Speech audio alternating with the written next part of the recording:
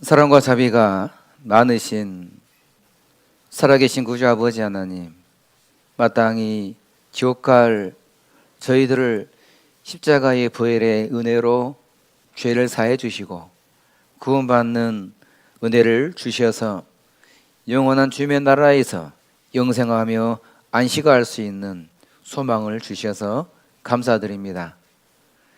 세상에 살아가는 모든 주님의 자녀들이 그 소망을 견고히 붙잡고 어떤 형편과 어떤 처지에 있더라도 그 믿음을 흔들리지 않고 소망이 흐려지지 않도록 늘 배우는 말씀과 읽는 말씀을 통해서 주님의 사랑과 은혜를 더욱 일깨워 주시고 살아있는 동안 하나님 앞에 열심을 품고 주를 섬기다가 주를 만날 수 있도록 축복해 주시기를 간절히 기도합니다.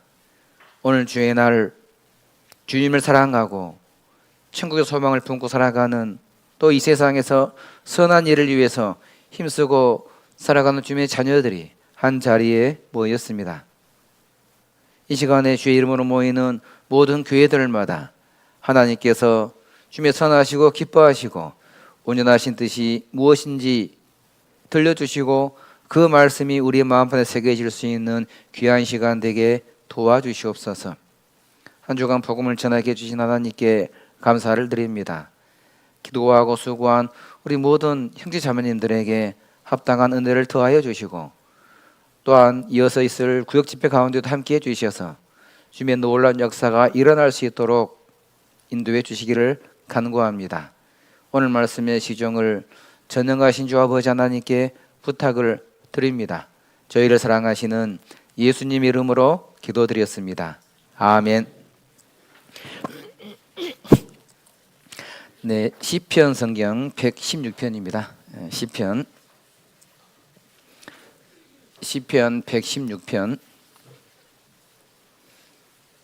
8절부터 14절까지입니다. 시편 116편 8절부터 14절까지입니다. 제가 읽겠습니다. 주께서 내 영혼을 사망에서 내 눈을 눈물에서 내 발을 넘어짐에서 건지셨나이다. 내가 생존 세계에서 여호와 앞에 행하리로다. 내가 믿는 거로 말하리라. 내가 큰 곤란을 당하였도다. 내가 경급 중에 이르기를 모든 사람은 거짓말쟁이라 하였도다. 여호와께서 내게 주신 모든 은혜를 무엇으로 보답할꼬? 내가 구원의 잔을 들고 여호와의 이름을 부르며 여호와의 모든 백성 앞에서 나의 소원을 갚으리로다. 성도의 죽는 것을 여호와께서 귀중히 보시는도다. 여기 8절 9절 말씀을 함께 읽어보시겠습니다. 내가 생존 세계에서 여호와 앞에 행하리로다. 오늘 말씀의 제목을 9절 말씀에서 여호와 앞에 행하리로다 이렇게 제목을 정했습니다. 이 시편 116편 기자가 우리가 너무나 잘 알고 있는 것처럼 12절 말씀에 여호와께서 내게 주신 모든 은혜를 무엇으로 보답할꼬 다 외우시고 계시죠? 교회들을 이렇게 다녀보면 항상 이런 말씀들이 이 강당 앞에 이렇게 현수막으로 걸려 있는 교회들이 많이 이제 있죠. 그래서 이 시편 116편 기자는 이 8절에서 보면 주께서 내 영혼을 사망해서 내 눈을 눈물에서 내 발을 넘어짐에서 건지셨나이다. 예수님을 통해서 죽었던 영혼이 살아나고 그리고 인생 살면서 수고와 근심밖에 없는 인생을 살면서 눈물이 마를 날이 없었는데 그 눈물에서 건져주셨고 그리고 이 세상에 그 발에 넘어지면서 그 발을 이제 건져 주셨던 예수님을 통해서 이 기자는 이제 사망에서 생명으로 그리고 눈물에서 이제 평강으로 옮겨지게 된 거죠. 그래서 그 은혜가 너무 크고 감사해서 이제 마음에 다짐을 하기를 내가 생존 세계에서 여호와 앞에 행하겠다라고 이렇게 고백을 합니다. 우리가 생을 살아가면서 내가 누구 앞에 서 있고 내가 누구 앞에서 인생을 살아가는가에 따라서 삶의 모양이 달라질 겁니다. 이분은 이 하나님 앞에 이렇게 소원을 했죠. 내가 살아있는 동안에 여호와 앞에서 살아가겠다. 살아있는 동안에 받은 은혜에 대해서 전심전력으로 최선을 다해서 보답을 하겠다. 그렇게 살다가 하나님을 만나야 되겠다. 그래서 이 시편 116편 기자는 구원받고 정말 신앙생활을 잘 하다가 여호와께 은혜를 보답하고 살다가 여호와 앞에서 우리가 생을 살다가 하나님 만나는 것을 분명히 이 여호와께서 귀중히 본다라고 하는 그 믿음을 이제 가지고 있었죠. 이 죽음이라고 하는 것이 이방 사람에게만 오는 건 아니죠. 이 죽음이라고 하는 것이 구원받은 성도에게도 찾아오지 않습니까? 그런데 이 성경 속에 있는 믿음의 사람들도 사도 바울도 그 죽음을 맞이했고 베드로도 죽음을 맞이했습니다. 스데반 집사도 죽음을 맞이했죠. 그런데 어떻게 살다가 주님을 만나면 좋을까 늘 고민을 해보게 됩니다. 저도 언젠가 주님을 만날 건데 두 가지의 방법으로 시차적으로 만날 수 있겠죠. 주님께서 먼저 오셔서 주님을 뵐 수도 있고, 그리고 주님께서 오시기 이전에 제가 먼저 육체의 생이 다해서 주님을 먼저 만나러 갈 수도 있겠죠. 그러면 가끔씩 이제 그런 생각을 해볼 때가 있습니다. 내가 주님을 만났을 때 나는 주님 앞에 무슨 말을 할 수 있을까? 이런 생각을 해볼 때가 있어요. 내가 주님을 만나면 무슨 말을 해야 되지? 아마 사도 바울이 단두대에서 목이 잘려서 순교당해서 주님을 만났는데 그 사도 바울이 주님 만났을 때 어떠했을까? 돌에 맞아서 마지막 생을 마감했던 그 스데반 집사는 주님 만났을 때 어찌했을까? 나는 또 언젠가 주님 만날 건데 나의 주님 만나면 어떨 건가? 이거 생각해 볼 때가 있습니다. 근데 이제 제 개인적으로는 이렇게 생각을 해본 적이 있어요. 주님 만나면 그냥 아무 할 말이 없겠구나. 그냥 주님 만나는 것 자체만으로도 위로가 되고 주님 만나는 것 자체만으로도 정말 큰 은혜가 되고. 그러니까 주님 만나면은 사도 바울은 한없이 울지 않았을까? 스데반 집사님도 주님 만났을 때 막 통곡하지 않았을까? 이런 생각을 해보게 됩니다. 이 세상에서 힘있게 살다가 주님 만났던 사람들은 주님 만났을 때 그냥 한없이 눈물을 흘렸을 거고, 그 주님은 진짜로 이 흘렸던 모든 눈물을 다 기억하고 위로해 주지 않으셨을까? 다윗이 기도하기를 나의 흘린 눈물을 주의 병에 담아달라고 기도하지 않았습니까? 다윗이 흘린 눈물은 정말 많았죠.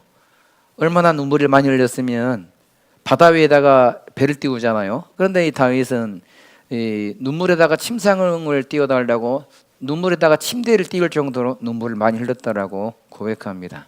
그런데 그 모든 흘린 눈물을 한 방울도 땅에 떨어지지 않고 다 기억해 주셨죠. 그래서 기억하신다라고 하는 것은 주님 앞에 반드시 어떻게 살았는가에 대해서 일일이 기억해 주시고 그리고 합당한 은혜를 더해 주실 거고 보장해 주실 거고. 그래서 이사야 성경 뒷부분에 보게 되면 그 천년왕국 때에 대한 기록들이 나와 있는데 더 이상 간구할 것이 없는 세상, 그 다음에 영원한 어두움이 끝나는 세상, 더 이상 근심이 없는 그런 세상, 마치 어린아이가 엄마 품에 안겨서 젖을 잔뜩 먹고 만족해서 그냥 이렇게 안겨있는 그런 모습으로 또 비유하고 있지 않습니까? 우리가 주님 만났을 때 그러지 않을까라는 생각을 이제 해보게 됩니다. 이 시편 116편 기자는 이제 그런 마음을 가지고 인생을 살았습니다. 살면서 여호와께서 내게 주신 모든 은혜를 무엇으로 보답할고 그 보답하는 것이 하나님 앞에서 인생을 살아가는 거라고 확신을 했습니다. 이 미국의 아주 유명한 사역자 안소니 캠퍼라는 사람이 어르신들을 대상으로 설문조사를 했습니다. 그 설문 내용이 이런 거였습니다. 인생을 다시 한번 사신다면 어떻게 살고 싶으십니까? 이런 뭐 불가능한 내용인 거죠. 인생을 다시 한번 산다면 어떻게 살기를 원하십니까? 이런 내용으로 질문을 했습니다. 이 쭉 정리해 보니까 이 네 가지가 이렇게 크게 많이 나온 답이 네 가지였는데, 첫 번째는 자주 반성하며 살겠다. 우리가 하루 일과를 마치면서 기도하는 가운데 그 하루의 삶을 반성하고 오늘보다 나은 내일을 살기를 소망하는 것처럼, 그분들이 그렇게 이야기를 했는데 우리 그리스도인들에게 정말 필요한 대답이지 않을까. 좀 더 적극적으로 살겠다, 이런 답도 했다고 그럽니다. 자주 반성하며 살고 싶고 좀 더 적극적으로 살고 싶고, 우리 구원받은 성도들의 삶도 마땅하지 않을까 싶습니다. 이왕 우리가 구원을 받았으면 우리가 주어진 생을 살다가 언젠가 주님 만나는 것이 확실한데, 그러면 어떻게 살다가 주님 만나면 좋을까? 우리가 늘 돌아봐야 되지 않을까, 이런 생각을 해보게 됩니다. 또 나온 많은 답이 사랑하면서 격려하며 살고 싶다, 이런 답을 했다고 그럽니다. 진짜 우리가 서로 사랑하면서, 주님은 우리에게 판단하는 하라는 법은 준 적이 없죠. 우리에게 서로 사랑하라는 법만 주셨던 것처럼 서로 사랑하면서, 그리고 신앙생활이 이 만만치 않은 이 광야 생활처럼 이 세상을 살아가는데 홀로 갈 수 없는 이 길을 서로 격려하면서 의지하며 살아가는 것이 필요하지 않을까, 이런 생각을 해보게 됩니다. 또 많이 나온 답이 죽어서도 길이 남을 일을 하며 살겠다, 이런 답을 했다고 그래요. 그러니까 정말 죽어서 길이 남을 일이 뭘까?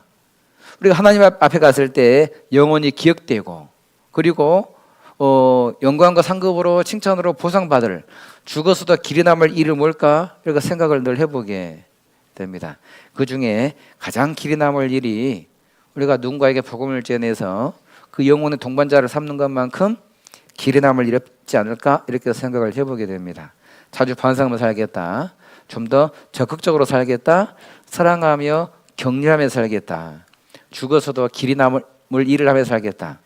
우리가 이런 삶을 살다가 주님 만나면 참 좋지 않을까, 이렇게 생각을 해보게 됩니다. 오늘 본문 말씀 9절 다시 한번 보시겠습니다. 내가 생존 세계에서 여호와 앞에 행하리로다. 이 여호와 앞에서라고 하는 단어를 우리가 라틴어로 이제 코람데오 그러죠. 뭐 많이들 알고 계시잖아요.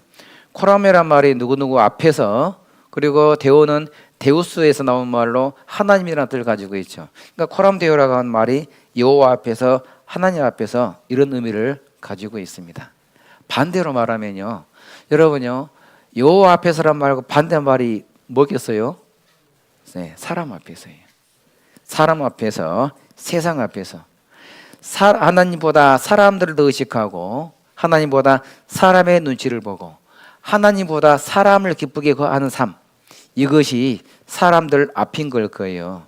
그러나 구원받은 사람들은 우리가 사람을 의식하는 것이 아니고, 구원받은 성도들은 사람의 눈치를 보는 것이 아니고, 구원받은 그리스도인들은 사람의 기쁨을 구한 삶이 아니죠.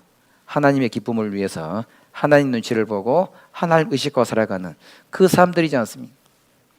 그래서 구원받은 그리스도인들은 이 세상에서 살아가는 가운데 정말 우리가 하나님을 기쁘게 하는 그런 삶을 살아가야 되겠다라고 생각을 해보게 됩니다. 이 갈라디아서 1장을 한번 보시죠. 갈라디아서 1장 10절입니다. 갈라디아서 1장 10절 함께 읽으시겠습니다. 이제 내가 사람들에게 좋게 하랴 하나님께 좋게 하랴 사람들에게 기쁨을 구하랴 내가 지금까지 사람의 기쁨을 구하는 것이었다면 그리스도의 종이 아니니라. 사도 바울의 신앙 고백입니다. 내가 사람들에게 좋게 하랴 하나님께 좋게 하랴 선택해야 되지 않아요? 내가 사람들에게 기쁨을 구하랴 아니면 하나님으로부터 기쁨을 구해야 되겠냐? 우리는 선택하고 살아야 되는 거죠. 이 세상에는 아나무인 사람들 있지 않습니까? 하나님 눈치도 보지 않고 사람도 눈치 보지 않는 아나무인 사람들이 있습니다. 이 세상에는요, 하나님은 무시하고 사람의 눈치만 본 사람도 있지 않습니까? 여러분요, 여러분은 살면서 누구를 의식하고 살아가요? 교회 성도들을 당 의식을 해야 되죠.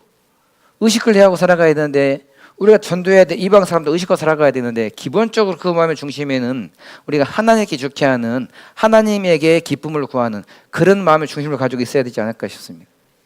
왜요? 우리가 생을 살면서 하나님을 떠나서 단 한순간이라도 살 수 있겠습니까? 우리 단 한 1분 1초라도 하나님 없는 곳에서 우리가 머무를 수 있습니까? 우리가 언제 어디서 어떤 일을 하든지 간에 우리는 하나님 앞에 있는 거예요. 그런데 만약에 하나님이 없는 것처럼, 하나님이 나를 안 보시는 것처럼, 하나님이 내가 하는 모든 그 어떤 그 행동하는 순간순간마다 하나님이 함께하지 않는 것처럼, 그런데 우리는 언제 어떤 순간에 뭘 하든지 간에 어디에 있든지 간에 거기에 반드시 하나님이 계십니다. 그래서요, 이 예레미야 당시에 어떤 사람들이 있었냐면요, 우리 시대에도 복음을 전하고 이렇게 이제 구원의 고백을 하고 구원 간증을 하는데, 어떤 경우는요 실제로 살아가는 삶의 모습을 보니까 그렇지 않는, 입에 구원이라고 표현은 했지만은 그 구원받은 삶의 부끄러운 모습으로 때로는 살아가고 보일 때가 있지 않습니까? 그러니까 예레미야 당시에 이스라엘 백성들이 그러했어요. 예레미야 7장을 보시죠. 예레미야 7장.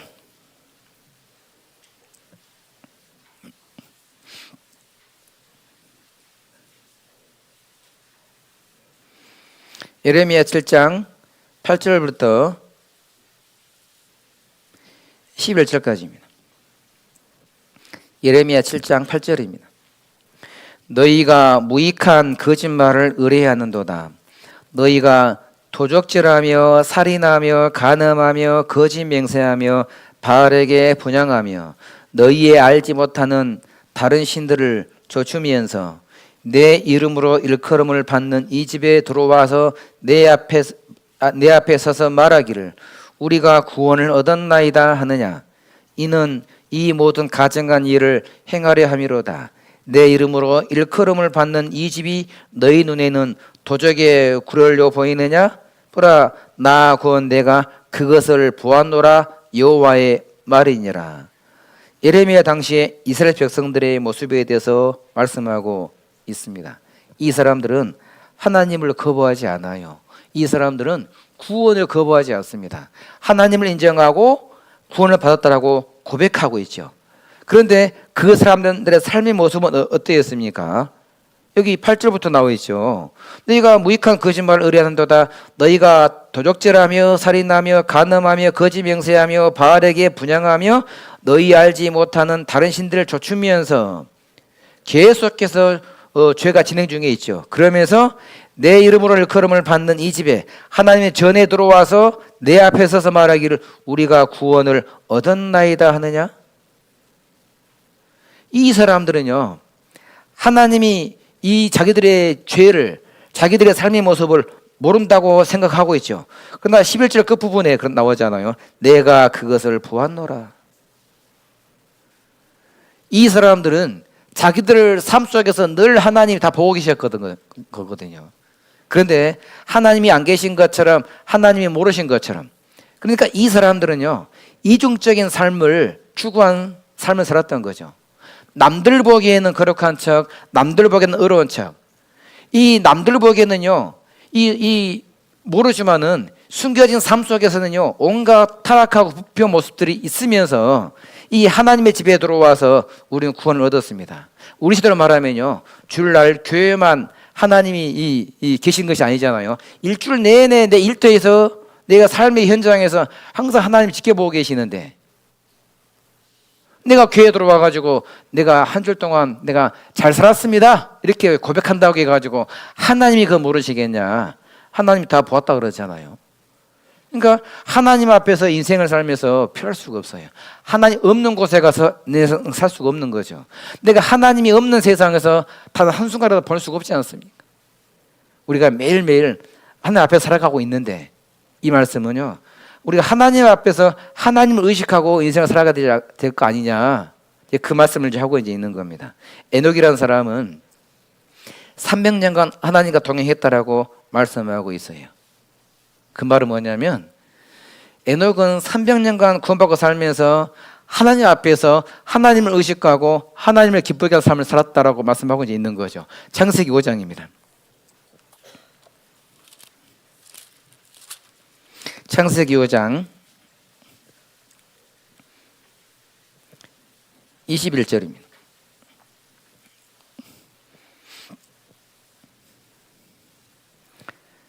창세기 5장 21절. 에녹은 65세에 무드셀라를 낳았고 무드셀라를 낳은 후 300년을 하나님과 동행하며 자녀를 낳았으며 그가 365세를 향수하였더라. 에녹이 하나님과 동행하더니 하나님이 그를 데려가심으로 세상에 있지 아니하였더라. 에녹은 하나님과 동행했다라고 말씀하고 있습니다.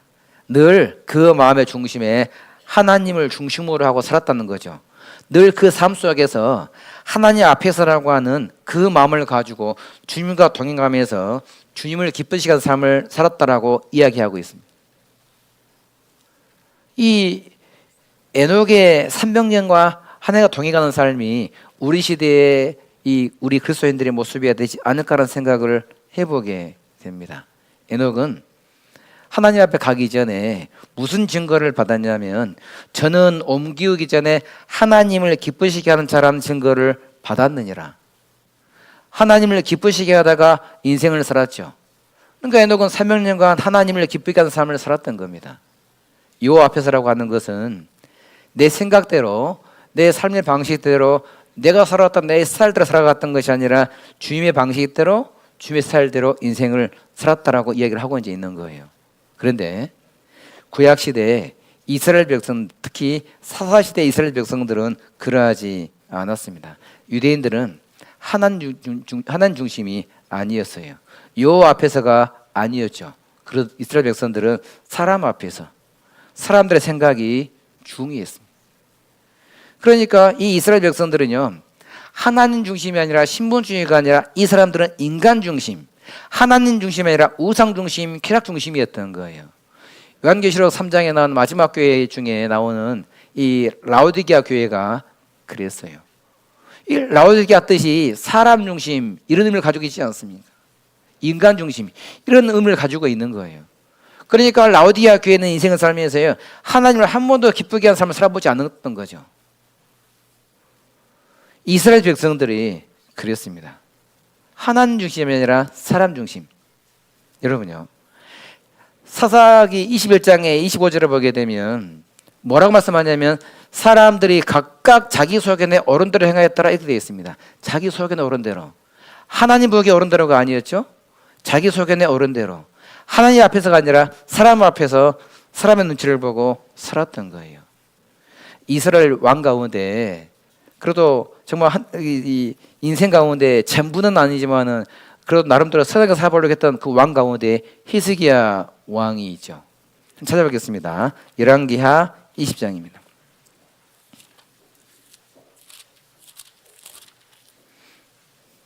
열왕기하 20장 12절부터입니다.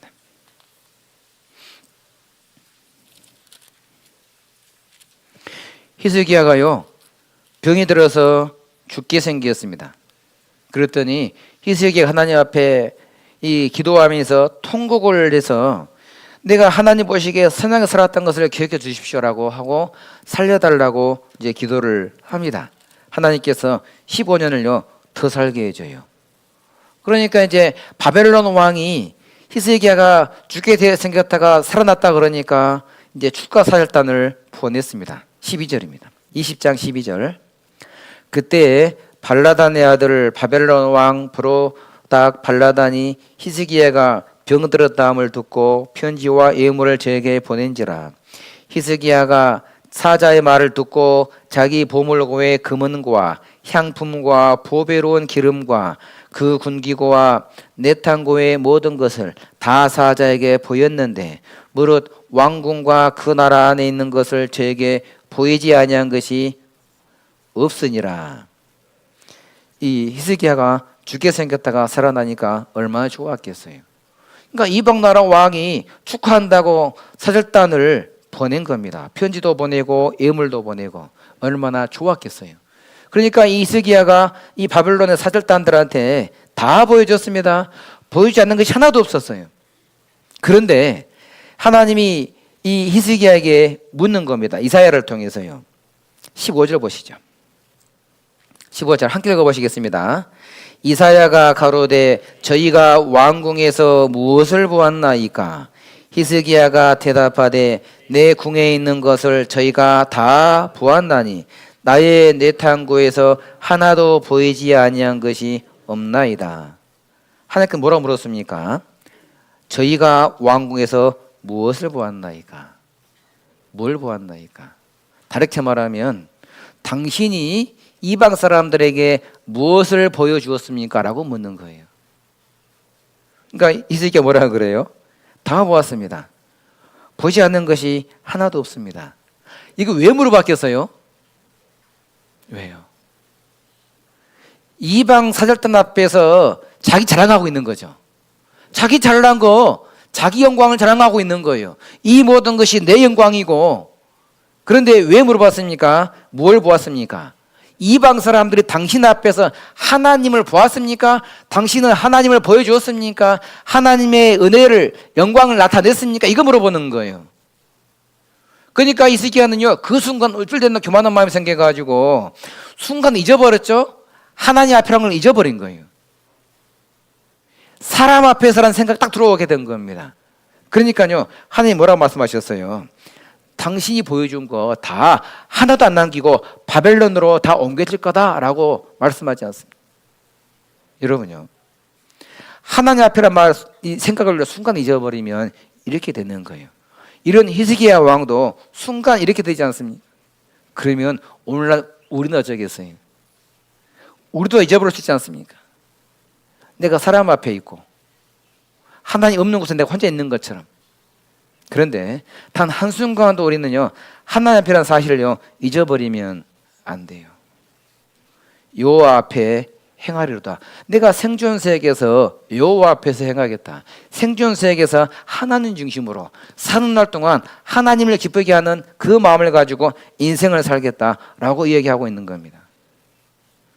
이 사도 바울이 뭐라고 이야기하냐면요, 이 갈라디아 교회 성도들에게 쭉 말씀을 보내면서요, 내가 너희에게 쓰는 것은 하나님 앞에서 거짓말을 하는 것이 아니다. 정말 내가 하나님 앞에서 참말을 하고 있다. 사도 바울은요, 일생을 살면서 늘 여호와 앞이라고 하는 그 마음을 잊어본 적이 없는 거예요. 베드로가요, 한때는 베드로는 자기가 일생을 살면서 하나님 예수님 앞에서 산다라고 이렇게 호언장담했습니다. 닭 울기 전에 네가 3번나 부인할 거다. 그런데 이 베드로가요, 내가 주와 함께 죽을지언정 주를 부인하지 않겠나이다라고 고백했죠. 그 순간 자기는 그게 진심이었다고 생각했겠죠. 진심이었겠죠. 그런데 이 베드로에게 예수님께서 말씀하시기를요, 그렇지 않다라고 얘기하잖아요. 그러니까 이 베드로에게요, 이 베드로는 이 나중에 예수님 돌아가시기 직전에 작은 여자 그 비자 종 앞에서 예수님을 부인하지 않았습니다. 그러니까 이 베드로는요, 주님 앞에서 산다라고 호언장담했지만 위기가 찾아오니까 순간 주님 앞이 아니라 사람 앞에서 이렇게 바뀌어버리지 않았어요. 그러니까 예수님 모른다고 부인하고 맹세까지 하지 않았습니까? 그런데 그 사람이 권력 있고 힘 있는 사람이 아니에요. 그냥 작은 여자, 어린 여자의 종 앞에서 했던 거죠. 특별히 힘도 있는 아이도 아니고 어떤 뭐 권력도 있는 위치도 아니었던 거죠. 그 여자의 앞에서 철저히 예수를 모른다고 부인했던 겁니다. 그런데 이 언제 베드로가 여호와 앞에서 인생을 살아가는 그 모습으로 삶의 태도가 바뀌었습니까? 구원받고 나서요.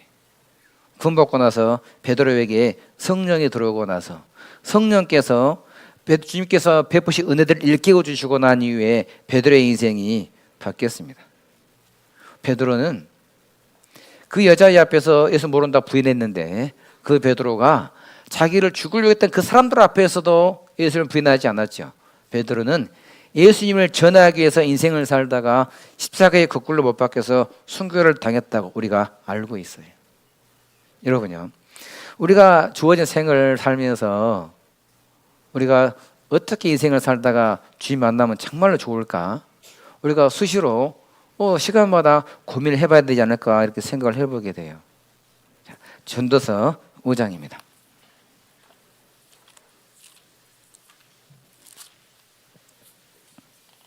전도서 5장.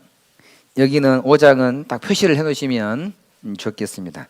전도서 5장 1절입니다.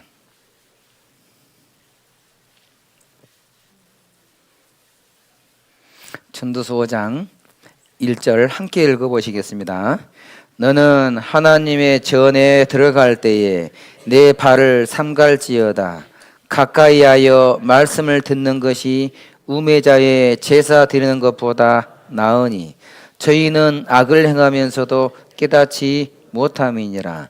너는 하나님의 전에 들어갈 때에 내 발을 삼가라. 하나님 앞에서 내 발을 삼가라. 우리가 하나님 앞에서 산다라고 하는 것이 코람데오로 산다라고 하는 것이 우리의 인생의 발을 삼가하는 거죠. 그러니까 우리가 예수님께서 하나님께서 말씀하시기 이스라엘 백성들에게 너희의 하나님 앞에서 거룩하리라라고 말씀하신 거예요. 그러니까 이 발을 삼간다라고 하는 것이 뭐냐면 이 출애굽기 3장 5절에 보게 되면 하나님이 모세에게 너의 선 곳은 거룩한 땅이니 내 발에서 신을 벗으라 그랬잖아요. 그러니까 그 말은 결국은 인생 살면서 실은 게 거룩한 삶을 살 것을 강조하고 있는 거죠. 그러니까 여기도 마찬가지입니다. 하나님의 전에 들어갈 때 내 발을 삼갈지어다. 이 하나님의 있다는 것을 알지 못하면 내가 하나님 앞에 섰다는 것을 잊어버리게 되면 그 삶의 기준이 내 생각의 기준이 되고 이 세상의 가치관들이 기준대로 살지 않겠습니까? 그러니까 온갖 죄를 지는 거 담대하게 되죠. 이스라엘 백성들이 그랬습니다. 에레미 시대에 딱 읽었잖아요. 하나님의 전에 들어오면서 인생 살면서 발을 차라리 삼가지도 않으면서 당당하지 않습니까? 나 구원받았습니다. 그 사람들은 하나님을 인정을 하지만 그 발을 조금 더 거룩한 삶을 살지 않았던 거죠. 그 발을 씻지도 않았어요. 우리가 하나님 의식과 살아가는 그리스도인들은 발을 매일 씻으면서 살아가야 되지 않습니까? 물론요, 우리가 영원한 속죄를 받았습니다. 어떤 죄를 지어도 그 죄 때문에 지옥 가는 일은 없어요. 어떤 죄 때문에 지옥 가는 심판은 받지 않습니다. 영원한 속죄를 받았으면. 오늘 아까 암송하셨잖아요. 염소 송아지 피로 아니하고 자기 피로 영원한 속죄를 이루사 단번에 성소에 들어가셨느니라. 영원한 속죄를 우리가 다 받은 겁니다. 우리가 구원을 받을 때에 과거 죄만 용서받은 것이 아니라 앞으로 질 죄도 용서를 받았습니다. 그렇다고 해서 마음대로 살면 되겠느냐? 주님 앞에 주님 그렇지 않다고 말씀하고 있는 거죠. 내 발을 삼갈지어다. 그런데 하나님의 전에 들어올 때만 삼가는 것이 아니에요. 인생 살면서 매일의 삶을 돌아보면서 죄가 있으면 회개하고 깨끗한 상태로 유지를 해서 우리가 하나님 앞에 인생을 살아가야 되는 겁니다. 우리는 거룩한 삶을 살아가야 돼요. 언제까지요? 한때는 소용이 없죠. 한때는요. 히브리서 11장에 보게 되면 믿음장 그러잖아요. 믿음장인데 솔로몬의 이름은 기록되지 않았어요. 솔로몬은 성경에서 전도서도 기록했고 아가서 성경도 기록했지 않았습니까? 그런데 정말 하나님 앞에서 한때 힘있게 은혜 가운데 살았던 솔로몬에게 하나님께서 말씀을 들려주시고 말씀도 기록하게 하셨던 거예요. 그 솔로몬이 성경 속에 기록되지 않았어요. 이 솔로몬이 한때는 하나님 앞에서 인생을 살았지만 그러나 세월이 지나면서 하나님 앞에서 산다라고 하는 그 신앙을 잊어버린 겁니다. 그래서 우상을 받아들이고 우상을 섬기는 그런 삶을 살게 된 겁니다. 열왕기상 11장 4절입니다.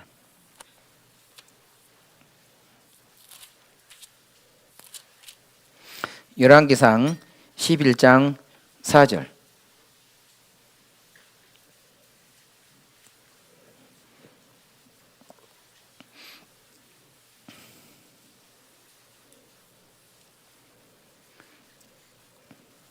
함께 읽어보시겠습니다. 솔로몬의 나이 늙을 때에 왕비들이 그 마음을 돌이켜 다른 신들을 좇게 하였으므로 왕의 마음이 그 붙인 다윗의 마음과 같지 아니하여 그 하나님 여호와 앞에서 온전치 못하였으니. 하나님 여호와 앞에서 온전치 못하였다. 솔로몬은 나이가 들어서 여호와 앞에서 살아가는 그 신앙을 떠나버렸어요. 그러니까 하나님을 떠나버리니까 우상을 섬기고 그리고 타락한 죄를 범하게 됐죠. 그런데요, 이 하나님께 이 솔로몬에게 회개할 수 있는 기회를 2번이나 주셨어요.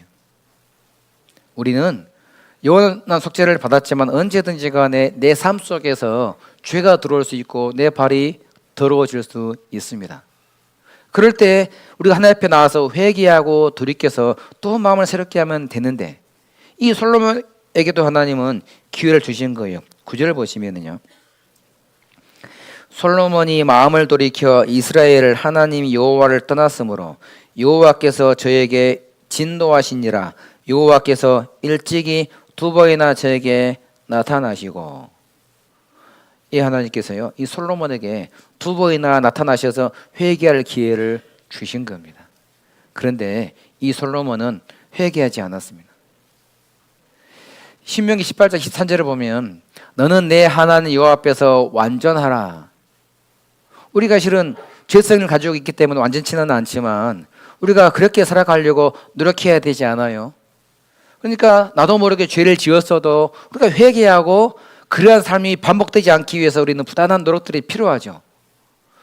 총 가기 위해서 노력하는 것이 아니라 총 가기 해 놓으셨기 때문에 노력하는 것이 반드시 필요합니다. 제가요, 최근에 이제 지하철을 타고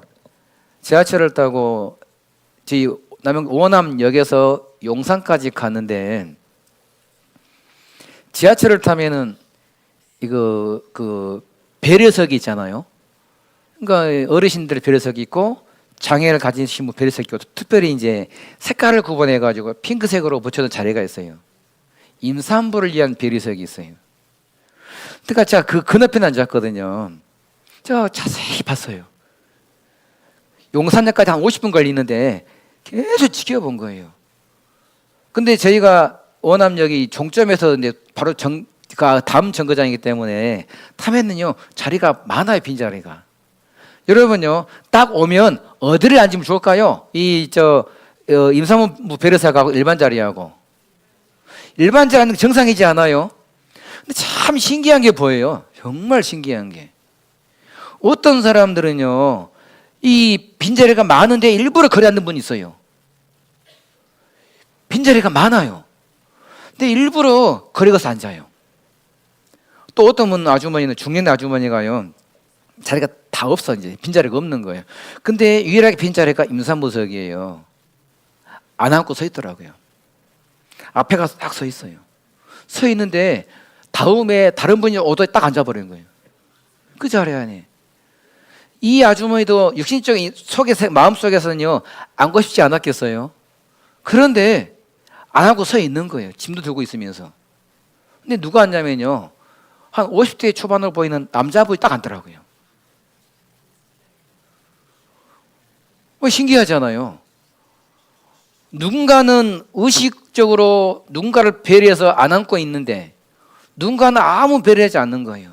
또 누군가는요, 빈자리가 많은데 아무 생각 없이 그냥 딱 앉아버리는 거예요.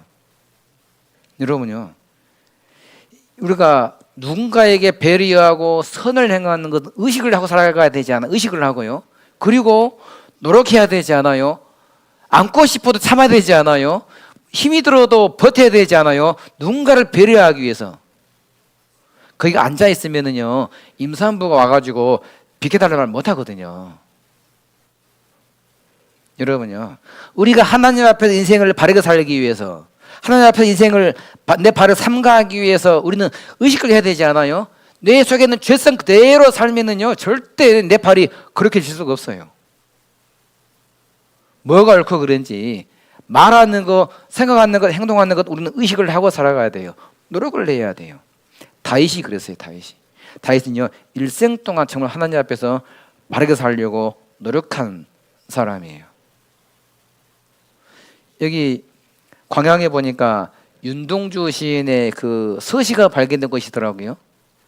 이 정병욱 교수의 고향집 이 마룻바닥 밑에서 이렇게 보관되어 있는 게 이제 발견됐다고 이렇게 나오잖아요. 그 서시가 뭐예요? 하늘을 우러러 한 점 부끄러 먹기를 잎새 있는 바람에도 나는 괴로워했다. 뭐 이런 표현이 있잖아요.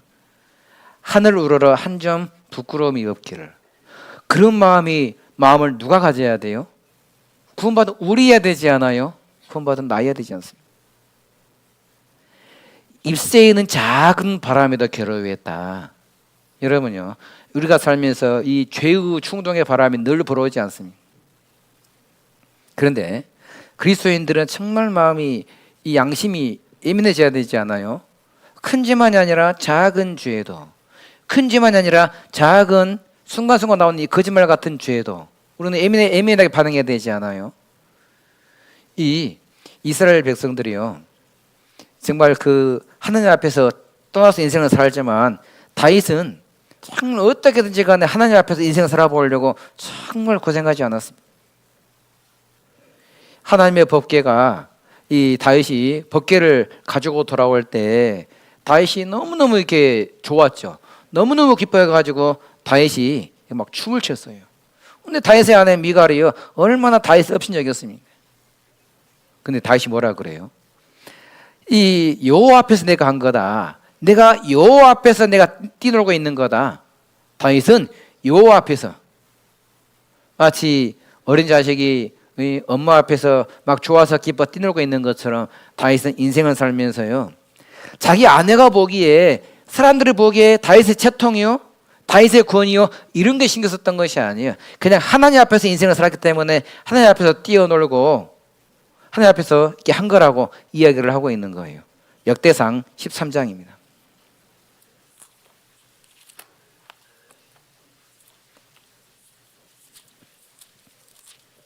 역대상 13장 8절입니다.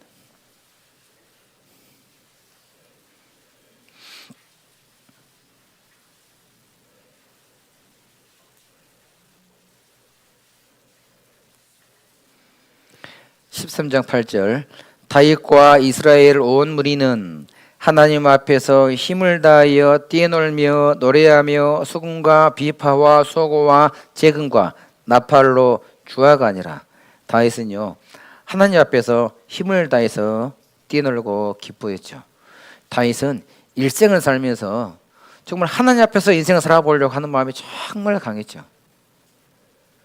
다윗은요, 뭐라고 이야기했냐면, 이 시편 봐보실까요? 시편 139편.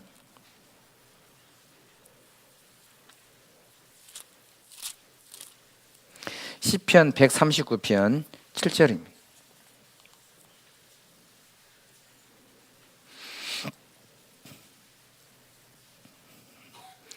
시편 139편 7절. 7절 8절을 함께 읽어보시겠습니다. 내가 주의 신을 떠나 어디로 가며 주의 앞에서 어디로 피하리이까? 내가 하늘에 올라갈지라도 거기 계시며 음부에 내 자리를 펼지라도 거기 계시니이다. 여러분요, 다윗이 하나님이 없는 곳에 가서 거할 수 있어요? 없죠. 내가 주의 신을 떠나 어디로 가며 주의 앞에서 어디로 피하리이까? 여호와는요, 어디든지 계시는 거예요. 그러니까 이 다윗은요, 이걸 알았던 거죠. 자기가 어디에 있든지 어디에 거하든지 항상 하나님께서 있는 것을요 알았어요. 그래서 무슨 마음으로 살아가냐고 하냐면 1절입니다. 139편 1절. 여호와여, 주께서 나를 감찰하시고 아시었나이다. 주께서 나의 앉고 일어섬을 아시며 멀리서도 나의 생각을 통촉하시며 나의 길과 눕는 것을 감찰하시며 나의 모든 행위를 익히 아시오니 여호와여, 내 혀의 말을 알지 못하시는 것이 하나도 없으시니다. 반복된 단어가 뭐예요? 안다. 안다. 그러니까 3절에 나의 길과 눕는 것을 감찰하시며 나의 모든 행위를 익히 아시오니. 다윗이 어디 있든지 간에 무엇을 하든지 간에 하나님은요 다 알고 보고 계셨습니다. 다윗이 하나님은 어디든 계시는구나, 내가 절대 하나님이 계시는 그 앞을 떠날 수가 없는 거구나. 항상 이걸 알았죠. 이걸 의식하고 살았던 거예요. 그러니까 다윗은요, 일생을 살면서 생을요, 조심하고 살려고 애를 쓴 사람이에요. 요셉이요, 보디발의 집에 어느 날 단둘이, 그 큰 집에 요셉과 보디발의 아내 단둘이 남았습니다. 그런데 이 보디발의 아내가 자꾸 요셉에게 동침하자고 유혹했어요. 여러분요, 잘 생각해 보시죠. 아무도 없어요, 그 집안에. 아무도 없고 요셉과 그 주인의 아내 딱 둘만 있었어요. 여러분요, 죄를 짓고 나서 모른 척하면, 둘이가 입을 닫아버리면 아무도 모르지 않습니다. 그런데 그 순간 요셉은요, 자기 주인의 아내 앞에 자기가 서 있는 것이 아니라, 주인의 아내니까 이 영향력도 있잖아요. 힘도 있지 않습니까? 말의 파워도 있는 거죠. 권한도 있는 거죠. 그러니까 자기 주인 앞에, 그 여자 주인 앞에 자기가 있는 것이 아니라 뭐라고 고백하냐면, 나는 지금 당신 앞에 있는 것도 아니고, 당신을 금했던 보디발 당신 남편 앞에 있는 것도 아니고, 난 지금 누구 앞에 있는 거예요? 여호와 하나님 앞에 있는 거예요. 그러니까 스스로 자기 발을 삼가한 거예요. 창세기 39장입니다.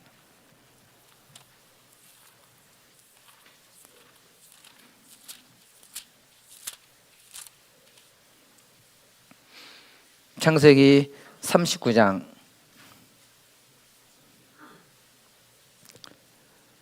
9절입니다.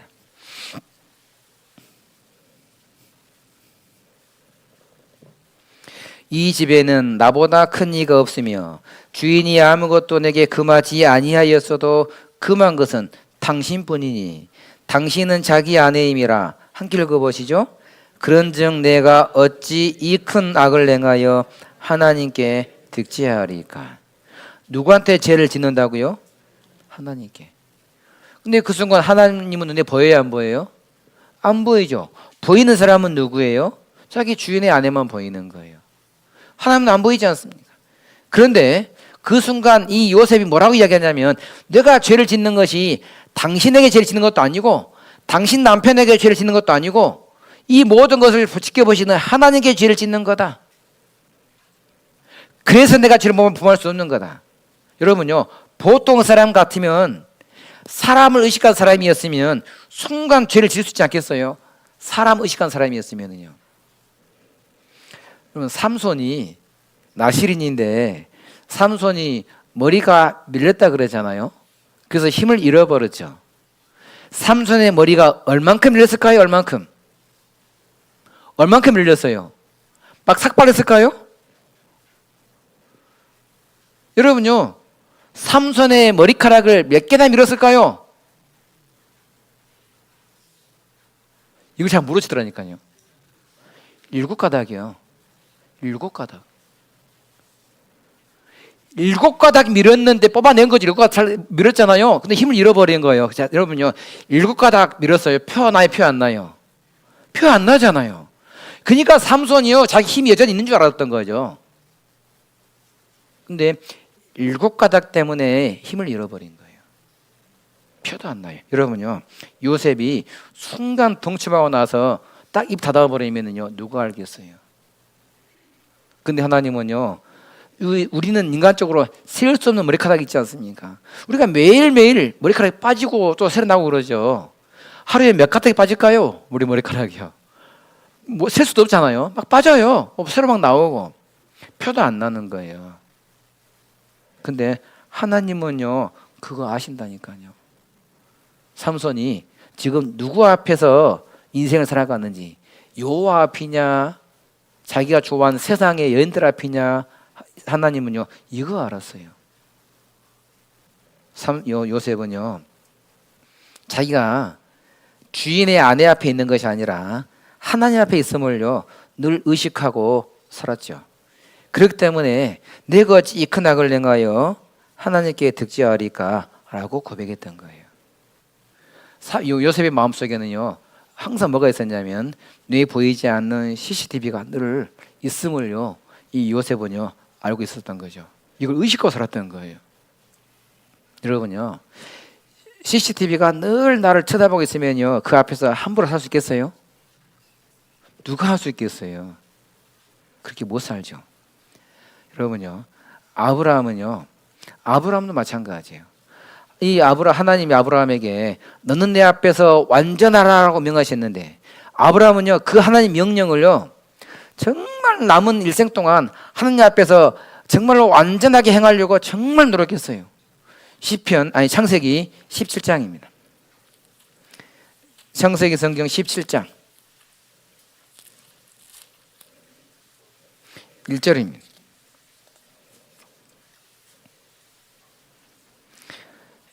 (17장 1절) 함께 읽으시죠. 아브라함의 90세 때에 여호와께서 아브라함에게 나타나서 그에게 이르시되 나는 전능한 하나님이라 너는 내 앞에서 행하여 완전하라. 여러분요, 이 말씀을 하나님이 아브라함에게만 하고 있습니까? 우리에게는 하고 있지 않습니까? 너는 여호와 앞에서 완전히 행하라. 여호와 앞에서, 사람 앞이 아니라 여호와 앞에서요.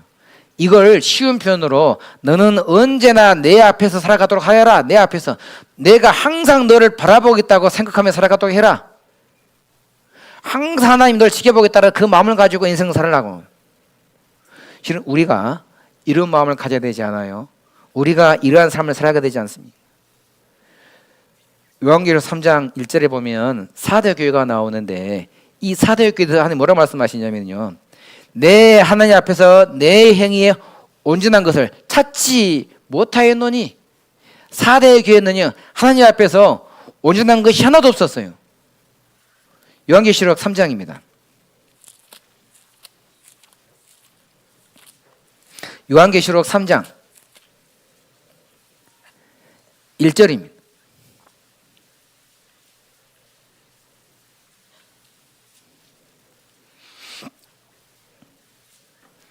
요한계시록 3장 1절 2절입니다. 4대 교회 사자에게 편지하기를 하나님의 7영과 7별을 가진 이가 가라사대 내가 내 행위를 아노니 내가 살았다 하는 이름은 가졌으나 죽은 자로다. 너는 일깨워 그 남은 바 죽게 된 것을 굳게 하라. 함께 읽으시죠. 내 하나님 앞에 내 행위에 온전한 것을 찾지 못하였노니. 찾지 못한 거예요. 하나님 앞에서 사대교회는 그 행위가 온전치 못했습니다. 그래서 3절에 보시면 그러므로 내가 어떻게 받았으며 어떻게 들었는지 생각하고 지켜 회개하라. 회개하라고. 사대교회의 모습은 이랬습니다. 이 사대교회의 모습은요, 사람들 앞에서는 바르렀는지 몰라요. 그러나 하나님 앞에서는 온전치 못했습니다. 그럼 어떻게 해야 돼요? 이거 회개해야 되지 않아요? 교회도 회개해야 되고 개인의 삶도 회개해야 되고. 에스라 시대 때 이 이스라엘 백성들이 에스라에게 나와서 하나님 말씀을 들으면서 그 말씀 앞에 엎드려서 울며 기도하면서 죄를 자복했어요. 그런데 성경에 뭐라고 되어 있냐면요, 너희 열조의 하나님 앞에서 죄를 자복하고 그 뜻대로 행하여, 이렇게 이야기했어요. 이 땅 족속들과 이방 여인을 끊어버리라. 여호와 앞에서 죄를 자복하고. 에스라 앞이 아니죠, 하나님 앞이죠. 하나님의 전 앞에 엎드려 울며 기도하여 죄를 자복할 때에, 이 에스라 시대 때는요, 이 이스라엘 백성들이 말씀 가운데 나와서 말씀 가운데 자기들의 삶을 돌아보고 드러난 죄에 대해서 철저히 회개했죠. 우리가 내 발이 거룩해지기 위해서 지나왔던 내 발을 우리가 회개하고 돌이키는 사람들이 반드시 필요하죠. 여호와 앞에서 무릎을 꿇고 여호와 앞에 정말 진실하게 우리의 삶 속의 삶에 대해서 회개할 때에 내가 하나님 앞에서 다시 내 인생을 살아갈 수 있죠. 우리가 하나님 앞에서 무릎 꿇어야 돼요. 시편 95편의 6절을 보게 되면 오라 우리가 굽혀 경배하며 우리를 지으신 여호와 앞에 무릎을 꿇자 그랬어요. 여호와 앞에 무릎을 꿇자.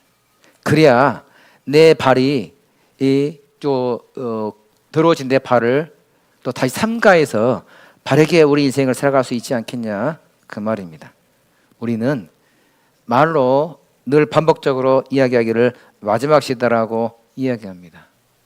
그리고 성경에 베드로후서 3장 10절에 보게 되면 주의 날이 도적같이 온다라고 그랬어요. 갑자기 오는 거죠. 그러면 갑자기 올 때에 우리 어떻게 살다가 주님 만나면 좋을까? 우리가 살다 보면 그 생명의 그 위협을 당할 만한 때들을 콕 만날 때가 있지 않습니까? 운전하다 보면은 사고 위험을 당하게 되고, 저도 지금도 아찔한 경험이 있습니다. 한 번은 졸음운전을 하고, 한 번은 빨간불이 켜지는 순간 그냥 지나가는 가운데 초보 운전 때 광주에 가면 그 터미널 앞에 큰 사거리가 있거든요. 그 초보 운전하면서 그 겁도 없이 했잖아요. 신호 바뀌는 순간 그냥 막 지나간 거예요. 아, 제가 죽을 뻔했습니다. 다른 차고 부딪힐 뻔했거든요. 고속도로에서 졸음운전하다가 그런 적도 있고. 우리가 언제든지 하나님을 만날 수 있습니다. 어떻게 살다가 주님 만나면 좋을까? 베드로후서 3장 10절입니다.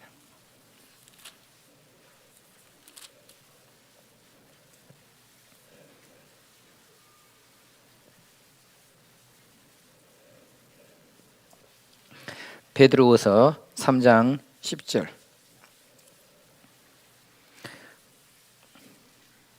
그러나 주의 날이 도적같이 오리니 그날에는 하늘이 큰 소리로 떠나가고 채질이 뜨거운 불에 풀어지고 땅과 그 중에 있는 모든 일이 드러나리로다. 이 모든 것이 이렇게 풀어지리니 너희가 어떠한 사람이 되어야 마땅하뇨? 거룩한 행실과 경건함으로 하나님의 날이 임하기를 바라보고 간절히 사모하라. 그날에 하늘이 불에 타서 풀어지고 체질이 뜨거운 불에 녹아지려니와 우리는 그의 약속대로 의에 거하는 바 새 하늘과 새 땅을 바라보도다. 그러므로 사랑하는 자들아 너희가 이것을 바라보나니 주 앞에서 점도 없고 흠도 없이 평강 가운데서 나타나기를 뭐하라고요? 힘쓰라. 주의 날이 도적같이 올 건데 어떠한 사람이 되어야 마땅하뇨? 어떤 삶을 살다가 주님 만나면 참 좋을까? 주님 만났을 때 아마 이 세상에서 최선을 다해서 살았던 사람들은, 모든 걸 바치고 주를 위해 살았던 사람들은 주님 만나는 그날 아무 말도 할 수가 없었을 거예요. 그냥 하염없이 눈물만 펑펑 쏟지 않을까? 누가요? 최선을 다해 살았던 바울이, 모든 걸 걸었던 베드로가, 정말 초대교회에 복음을 위해 살았던 사람들이, 우리 기독교 역사 가운데 복음을 위해서 헌신했던 그 모든 그리스도인들이 주님 만나는 그 순간 정말 하염없이 통곡하지 않았을까? 그 사람들에게 주님이 정말 큰 위로를 해주지 않으셨을까? 누가 통곡하겠어요? 데마가 통곡하겠어요, 여러분요? 롯이 그러겠어요? 정말 세상에서 복음과 함께 고난 가운데 살았던 사람들이 통곡하지 않겠어요? 그런 생각이 들 때가 이제 있습니다. 우리가 오늘 우리 삶을 돌아보고 어떤 삶을 살아가야 될지 우리가 다시 한번 마음을 다잡아 보는 것이 좋겠습니다. 전도서 5장 다시 보시겠습니다. 전도서 5장입니다. 2절입니다. 전도서 5장 2절. 함께 읽어보시죠. 너는 하나님 앞에서 함부로 입을 열지 말며 급한 마음으로 말을 내지 말라. 하나님은 하늘에 계시고 너는 땅에 있음이니라. 그런즉 마땅히 말을 적게 할 것이라. 하나님 앞에서 뭐 하라고요? 함부로 입을 열지 말며 급한 마음으로 말을 내지 말라. 그러니까 하나님 앞에서 뭐 조심하라고요? 말 조심하라고. 입 조심하라고요. 근데 참 그 입을 조심한다는 것이 정말 어려운 것 같아요.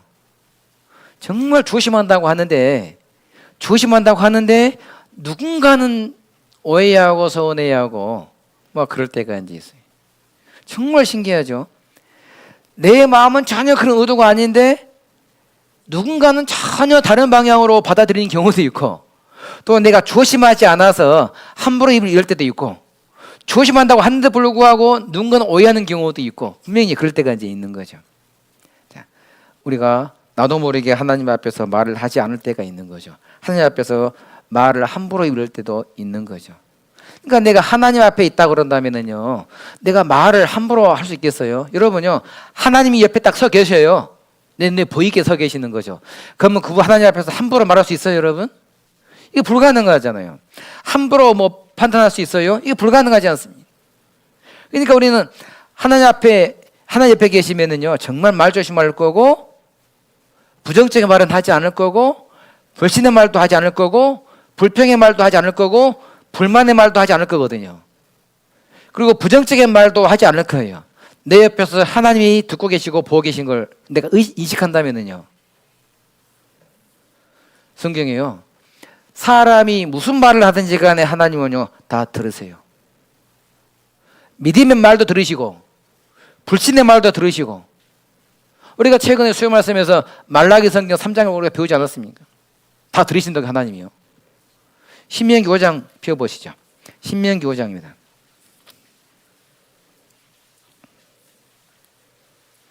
신명기 5장 28절입니다.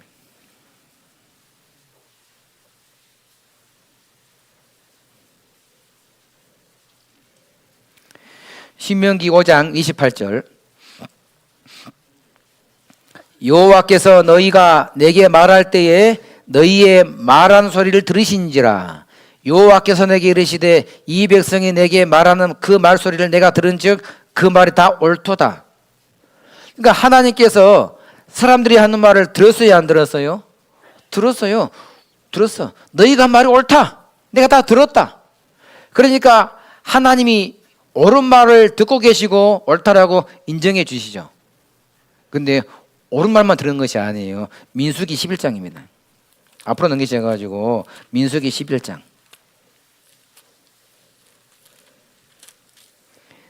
1절입니다.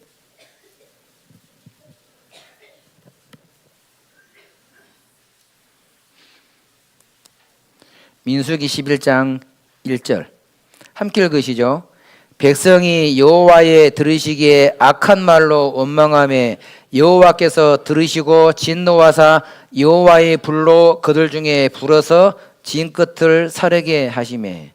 원망한 악한 말로 원망하는 말을 여호와께서 들으셨습니다.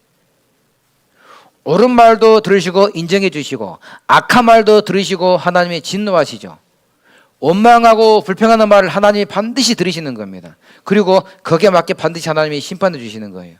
우리가 하지 말아야 될 말 가운데 여러분요, 이스라엘 백성들 40년 광야 생활할 때 무슨 말들이 습관적으로 했냐면요, 세 종류의 말을 습관적으로 했어요. 불평과 불만과 불신의 말이에요. 40년 광야 생활을 하는 가운데 이 이스라엘 백성들이 한 번이라도 믿음의 말 한 적이 있던가요? 틈만 나면 기회만 생기면 불평을 하고 불만 토로하고 불신 말을 하고 여호와 하나님 앞에서 함부로 말을 하고. 이 사람들은 자기들 앞에서 여호와께서 계심을요 인식하지 않고 살았어요. 이 사람들은 여호와를 의식하지 않고 인생을 살았던 거예요. 이 성경 보게 되면요, 원만한 말도 들으셨다고 그랬거든요. 이 앞에 출애굽기 16장입니다. 출애굽기 16장 7절 8절입니다.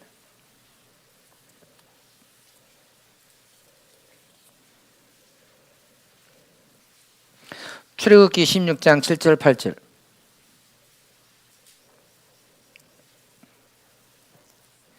반복되는 단어가 있는데 한번 찾아보시죠. 7절 8절 9절인데요. 아침에는 너희가 여호와의 영광을 버리니 이는 여호와께서 너희가 자기를 향하여 원망함을 들으셨음이라. 우리가 누구한테 너희가 우리를 대하여 원망하느냐. 모세가 또 가로되 여호와께서 저녁에는 너희에게 고기를 주어 먹이시고 아침에는 떡으로 배불리시니 이는 여호와께서 자기를 향하여 너희의 원망하는 그 말을 들으셨음이니라. 우리가 누구냐. 너희의 원망은 누구를 향하여 함이 우리를 향하여 함이 아니요 여호와를 향하여 함이로다. 모세가 또 아론에게 이르되 이스라엘 자손이 온 회중에게 명하기를 여호와께 가까이 나오라. 여호와께서 너희의 원망함을 들으셨느니라 하라. 아론이 이스라엘 자손의 온 회중에게 말하며 그들이 광야를 바라보니 여호와의 영광이 구름 속에 나타나더라. 여호와께서 모세에게 일러 가라사대 내가 이스라엘 자손의 원망함을 들었노라. 그들에게 구하여 이르기를 너희가 해질 때에는 고기를 먹고 아침에는 떡으로 배부르리니 나는 여호와 너희 하나님인 줄 알리라 하라 하시니라. 반복되는 단어가 뭐예요? 원망. 또요. 들으셨습니다. 원망이 계속 반복돼서 나오고 들으셨다는 표현이 7절, 8절, 9절, 12절 다 나와요. 원망이 많이 나오고 그 원망의 말을 하나님이 반복적으로 들으셨습니다. 여러분요, 이 이스라엘 백성들이 광야 40년을 보내면서 습관만 되면, 시간만 되면, 기회만 생기면 원망하고 불평의 말을 토로했습니다. 너희의 원망하는 말을 내가 다 들었다. 그러니까 하나님 앞에서 우리가 정말 말 조심해야 되는 거죠. 이 이스라엘 백성들이요, 광야에서 우리가 살다가 죽었다면 좋았겠다 그랬잖아요. 그러니까 죽었으면 좋았겠다 그 말도 다 들었죠, 하나님께서. 그러니까 20세 이상의 남자들은요 그 말대로 광야에서 다 죽었어요. 이 여호수아 갈렙만 믿음의 말을 한 거예요. 여호수아 갈렙만 불평하지 않았어요. 여호수아 갈렙만 불신의 말을 하지 않았던 거예요. 두 사람만 가나안 땅에 들어갔습니다. 나머지는요 다 죽었어요, 광야에서요. 여러분요, 우리가 인생 살면서 언어 생활은 너무나 중요하죠. 복음을 전할 때도 언어는 중요하고, 우리가 교회에서 교제할 때도 언어 생활은 너무나 중요하지 않습니까? 우리가 서로 봉사하는 과정 속에서도 언어 생활은 너무나 중요한 거예요. 그 언어 생활을 우리가 조심해야 되지 않아요? 생각하고 의식을 하고 말을 해야 되지 않을까요? 우리가 의식을 하지 않으면, 생각하지 않으면, 노력하지 않으면 죄성이 근거해서 그냥 말이 나오게 되어 있습니다. 한나가 이 사라가요, 사라도 있고 한나도 나오잖아요. 하나님이 사라에게 아들 줄 거다 그러니까요, 이 사라가 뭐라 그랬어요? 내가 늙었거늘 어떻게 아들을 낳으리요? 이렇게 속으로 웃었다 그랬잖아요. 한나는 이 사무엘을 통해서 정말 하나님이 너의 기도를 들어주기를 정말 내가 구한다 이렇게. 그러니까요 한나는요 이 사무엘의 말을 듣고 돌아가면서 뭐라 했냐면 얼굴에 수액이 없다 그랬어요. 그러니까 한나가 하는 말과 이 사라가 하는 말이 다르지 않습니까? 그러니까 한나는 이 하나님의 사물을 통해 듣는 하나님의 말씀을 믿었고 신뢰했고, 그러니까 다시는 수색이 없었던 거죠. 하나님이 그 한나에게 사무엘 아들을 주신 겁니다. 이 성경은요 잠언에 보면 말에 대한 말씀들이 굉장히 많이 나오죠. 말이 많으면 허물을 명키 어려우나 입술을 제하는 자는 지혜가 있느니라. 말이 많은 허물이 많다. 말을 아끼는 자는 지식이 있고, 말하기는 더디하고 듣기는 속히 하고 성내기도 더디하라. 말이 많으면 우매자 소리가 나타나느니라.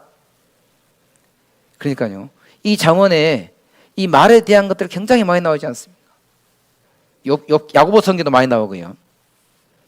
우리는 진짜 신앙생활 속에서 말을 조심하고 살아가야 돼요. 그 말 가운데 이 욥의 세 친구들처럼 욥을 향해서 단정하는 말, 이걸 조심해야 되지 않아요? 여러분요, 욥이 10명의 자식을 잃었고 재산을 잃고 온몸의 건강을 다 잃었습니다. 다 잃어버렸어요. 하루아침에 건강을 잃고 재산은 두 번째 치고 10명의 자식이 죽었어요. 하루아침에. 욥의 마음이 어떻겠어요? 어르신들 그러잖아요. 자식이 죽으면 어디다가 묻는다고요? 가슴에다가 묻는다고요. 그렇게 어르신들 표현하시잖아요. 이 한 어르신이 계셨는데요, 두 아들이 먼저 갔어요. 이 할머니보다요. 한 아들은 화재가 나서 먼저 갔고, 한 아들은요, 이 겨울이 됐는데 연락이 안 되더래요. 아들 혼자서 이제 따로 살고 있었는데 연락이 안 돼요. 겨울철에 집에 찾아가 보니까 아들이 얼어 죽어 있더래요. 그러니까 이 이야기를 하면서요, 얼마나 가슴이 막 미어지는지 몰라요. 막 듣는 저도 막 가슴이 막 아픈데, 하나는 화재로 하나는 얼어 두 아들을 보낸 거예요. 근데 요셉은요 10명의 자식을 한날 한시에 보냈습니다. 그런데 뭐라고요? 요셉 세 친구들이요, 야, 네가 잘못해서 그런 거 아니냐? 네가 잘못해가지고 징계받는 거 아니야? 요셉의 마음을요 막 후립하지 않았습니까? 나중에 하나님은 요셉 세 친구들 책망하시죠. 여러분요, 우리가 신앙생활 속에서 나도 모르게 단언한 말들 하지 않습니까? 요셉 세 친구들이요, 나는 너 같으면 그렇게 하지 않을 거야. 나는 너 같으면 하나님께 너를 자복하고 돌이킬 거야. 나는 너 같으면 안 그럴 거야. 이 세 명의 친구들이 10명의 자식을 먼저 보내본 적 있어요, 여러분요? 없잖아요. 나는 너 같으면 안 그럴 거야. 우리가 신앙생활 속에서 나도 모르게 단언한 말들을 함부로 쉽게 할 때가 있지 않습니까? 이 성경에는 말을 적게 해야 된다 이렇게 이야기를 하잖아요.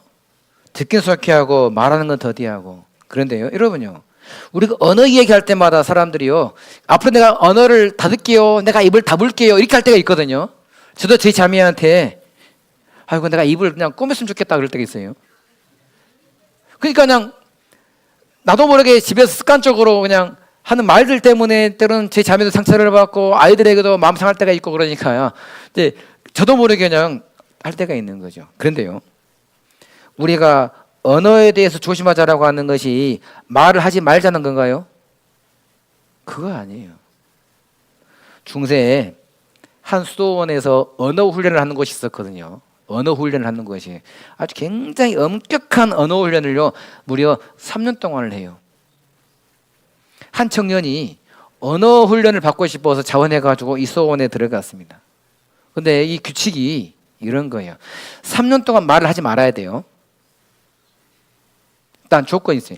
1년에 한 날을 정해가지고 한마디만 해야 돼요. 1년에 한마디. 여러분요, 어렵겠어요, 쉽겠어요? 그러니까 3년간 있잖아요, 3마디만 하는 거예요. 3마디만 한 날 딱 정해가지고 1년이 됐습니다. 1년 딱 하루 한마디만 해야 돼요. 여러분 같아서 무슨 말 하시겠어요? 이 청년이요, 첫 마디가 차가운 밥 한마디 했어요. 한마디. 규칙을 지켰죠. 더 안 했어요. 그러니까 1년 동안 잘 참고 한마디 딱 한 거예요. 차가운 밥. 또 1년이 지나가서 또 하루가 찾아왔어요. 그때 했던 이야기가 딱딱한 침대. 한마디 했죠. 2년 동안 딱 2마디 한 거죠. 또 1년이 지나서 또 한 날 딱 돼가지고 또 한마디 했습니다. 다 끝났다. 규칙을 지켰어요, 안 지켰어요? 그런데 불합격했어요. 불합격했어요. 왜 불합격했을까요? 언어 훈련은 말을 안 하는 훈련하는 것이 아니에요. 부정의 말을 줄이는 거예요. 부정의 말을 줄이고 긍정의 말을 늘리는 거예요. 근데 세 마디 다 무슨 말이에요? 부정적인 말이잖아요. 차가운 밥 지겨워. 딱딱한 밥 지겨워. 딱딱한 침대 지겨워. 아유 3년 너무너무 지겨워. 다 끝났다. 규칙들은 지켰지만은요 원래 의도는 아니었던 거죠. 우리가 언어를 줄인단 말은요 무슨 말을 줄이는 거예요? 부정적인 말을 줄이는 거예요. 불평의 말을 줄이고 불신의 말을 줄이고 불만의 말을 줄이는 거. 부정적인 말을 줄이는 거지. 그리고 긍정의 말을 늘려야 되는 거지. 이게 언어 훈련이에요. 이건 의식하지 않으면 안 되죠. 반드시 의식을 내야 돼요. 우리가 하나님 앞에서 말을 적게 한단 말이 뭐예요? 하나님 앞에서 말을 적게 한다. 내 입에 파수꾼을 세워서 입술의 문을 지켜달라. 내 입에 자갈을 먹인다 말씀하잖아요. 이런 말씀들이 있잖아요, 시편에. 그러니까 어느 말을 하지 않는 것이 아니에요. 부정의 말을 하지 않도록, 불신의 말을 하지 않도록, 불만과 불평을 하지 않도록 파수꾼 세우는 거죠. 그런 말을 하지 않도록 내 입에 자갈을 먹이는 거예요. 우리는 긍정의 말들, 믿음의 말들, 전도하는 말들, 위로하는 말들, 격려하는 말들, 감사의 말들은요, 많은 말 좋지 않아요? 우리 언어 생활 속에서 그런 것들은요, 우리가 의식을 하고 살아가야 돼요. 의식하지 않으면 내 마음의 근본 중심이 죄성에 남아있지 않습니까? 그러니까 나도 모르게 의식하지 않으면, 조심하지 않으면, 노력하지 않으면 그냥 이 불신의 말들이 그냥 나오게 돼 있어요. 그래서요, 성경은 너희 말을 항상 은혜 가운데서 소금으로 고르게 함 같이 하라. 소금으로 고르게 함 같이 하라. 이 말을 어떤 목사님 말씀하시더라고요. 이게 맛있는 말이라고요. 지금 주방에서 음식도 하고 계실 거예요. 그죠? 여러분요, 음식에 간이 잘 배어가야 맛있는 음식 되지 않아요? 사람이 어느 생활도 맛있는 말을 하려면요, 그 속에 뭐가 들어가야 돼요? 반드시 말씀이 들어가야 돼요. 말씀이. 그래서 너희 말을 항상 은혜 가운데, 하나님 말씀 가운데서 소금으로 그렇게 같이 하라. 우리가 말씀을 묵상하지 않으면, 정말 말씀 가운데 늘 우리가 교훈받고 살지 않으면 절대 내 입에 파수꾼을 세울 수가 없고 내 입에서 은혜로 말이 나올 수가 없어요. 우리가 말을 할 때 세 가지의 황금문을 지나가야 된다고 이야기를 하거든요. 세 가지의 황금문. 잘 생각해 보시죠. 첫 번째 문. 그 말이 참말인가? 그 말이 정말 진실한가? 두 번째, 진실해도 정말 그 말이 필요한 말인가? 때 맞고 필요한 말인가? 사실이고야 되고 진실이어야 되고 이게 필요한 말인가? 그리고 그 말을 정말 친절한 말인가? 온유한 말인가? 사실이냐? 이게 필요한 말이냐? 그리고 사실과 필요한 말도 정말 내가 친절한 것으로 상대방의 상처가 되지 않고 무례하지 않게 내가 말하고 있는가? 정말요, 이 세 가지의 문을 통과했다면요, 아주 그냥 이 자신 있게 담대하게 얘기를 하라고요. 언젠가요, 한 교회에 있었을 때 자꾸 저에 대한 이런 말들이 있어요. 아니, 세상에 목사가 교회에서 잠을 잔다는 거 처음 봤다는 거예요. 아니, 무슨 말인가? 한 번도 듣도 보지도 못했다는 거예요. 목사가 그래서 잠잤다는 거예요. 제가 집무실에서요, 피곤해가지고 의자 들이젖히고 한 10여 분 좀 잤는가 봐요. 근데 이제 창문을 커튼을 치고 한번 했으면 좋았을 텐데 이게 열려 있었는가 봐요. 그러니까 내 들여다 보니까 목사가 자고 있는 거 이러고 이제. 잔 건 사실이죠. 잔 건 사실이에요. 근데 이걸 전하는 의도가 뭐예요? 의도가 세상에 목사가 그래서 잠자는 처음 봤다고. 이게 팩트니까 제가 뭘 못하는 게 있는데 잠자는 건 사실이잖아요. 근데 진짜 그게 필요한 말이냐? 그리고 정말 온유하고 이게 친절한 말이냐? 마음이 굽어져 있으면서 의도를 가지고 말한 거지 않아요? 어쨌든 뭐 장은 사실이니까 어쩌겠어요. 제가 잘못한 거죠. 여러분요, 우리가 신앙생활 속에서 진짜 언어 생활은 너무나 중요합니다. 전도서 5장입니다.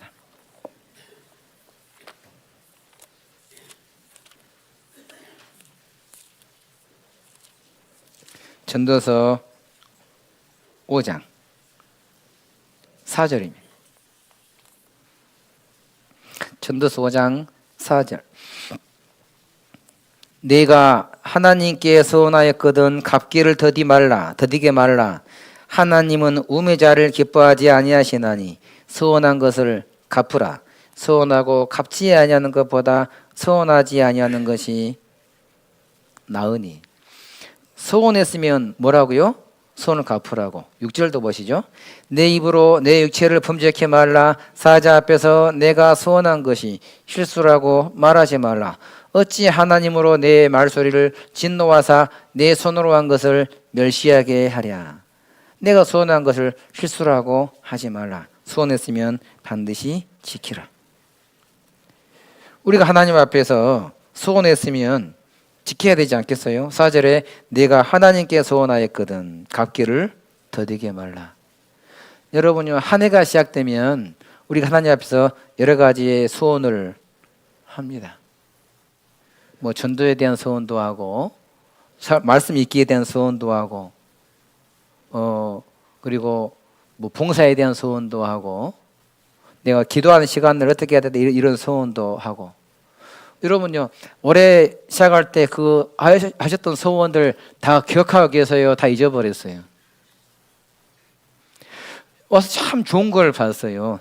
1층에 그 벽에 구역별로 임원수리 나시면서 말씀 기도 그 전도에 대해서 어떻게 하겠다라고 다 해서 막 만들어서 붙여놓으셨더라고요. 다 제가 사진 찍어놨거든요.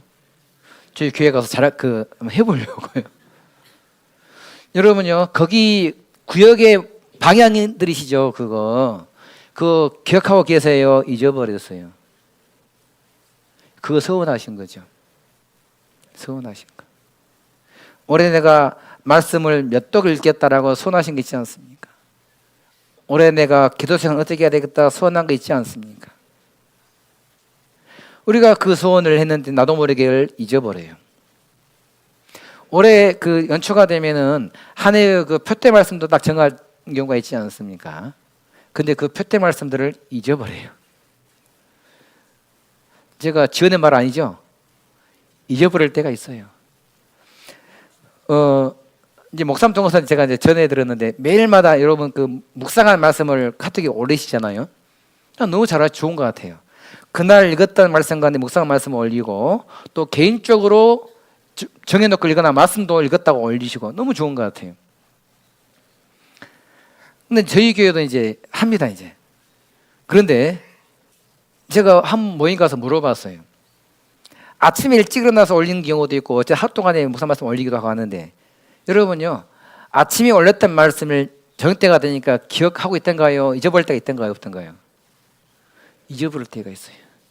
그날 하루 내가 묵상한 말씀도 잊어버릴 때가 있는 거예요. 저도 있더라니까요. 분명히 제가 읽고 나서 묵상한 말씀을 해가지고 올렸는데 시간이 지나서 내가 오늘 무슨 말씀을 내가 했지 잊어버렸어요. 기억이 안 나요. 그래가지고 카톡에 들어가서 확인할 때가 있어요.